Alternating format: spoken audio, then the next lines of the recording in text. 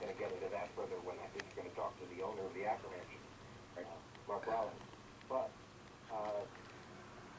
in other words, stuff that shouldn't have happened started happening and plaguing John in his life, and it involved clocks chiming that shouldn't have chimed, papers scattering off a chair when there was nothing to scatter them, cell phone moving off a mantle repeatedly on its own and falling to the ground, a Furby toy starting to talk to him, and at one point it sounded like saying Forey's name. Forey would often write his name, the number 4, and then an E, 4E. And then there was the Furby toy that said 4E a couple of times, right? John, and the batteries should have been dead because there were 5-year-old batteries, right? Yep. So yeah, most of the time I just was rolling my eyes, you know. I was interested in the chemistry, but of course Paul's there saying, isn't there any possibility that if you can't explain it, it could be someone from the afterlife? And I've never had to go there for an explanation for chemistry before. So that's when odd things start happening to you personally as you're working on this, and I don't know, maybe you can slough off the first one, but at what point do you start thinking, wow, this is a little bit...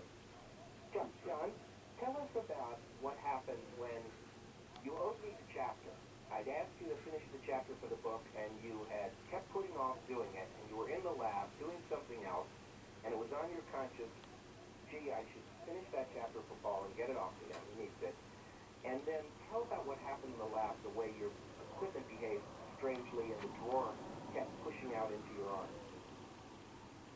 I was sitting in front of the same instrument that I used to analyze Paul's sample. I think Paul's sample was still in the instrument.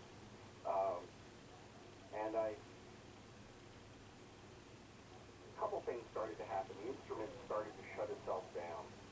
And I wasn't ready to shut down, but there's a button you push that says, shut down for the day, and I hadn't touched that, but suddenly things are whirring and buzzing, telling me that the instrument's starting to shut down, so I had to stop it from doing that a couple times. And there's a shelf with the keyboards on, and it started pushing me back. And I would push against it, it would push back. And it was just something like that was continuing, and never had any sensation before the instrument sort of pushing me away. It's like it didn't want me to be there. It just wanted me to, I don't know, do something else. But it was an incident with a pile of papers at your home, right? Right. A lot of these things I don't think about at all. I mean, Paul has his antennas up, plus he knows about things that parallel just random things that happen to me. So I didn't think anything of it. I think it was the morning that Paul was coming here because he wanted to film the analysis. He didn't want to leave his documents unattended.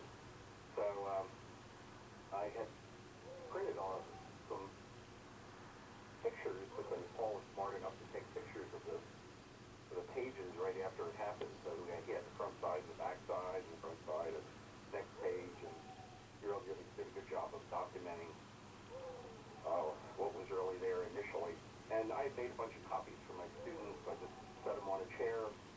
I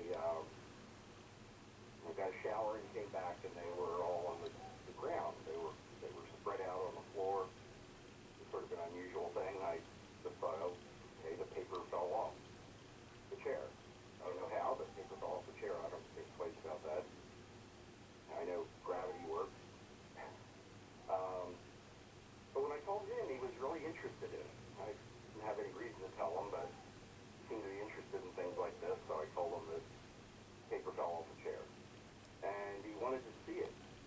They said, oh, can we go back to your house at the end of the day, and can we just sort of reproduce this so you can show me? So I went back to my house, and I spent about 20 times putting a pile of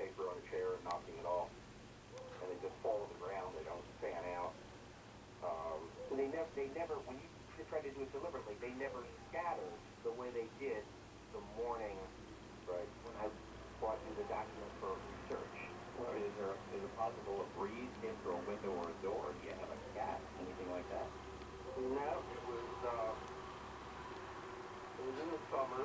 I don't have an air conditioner in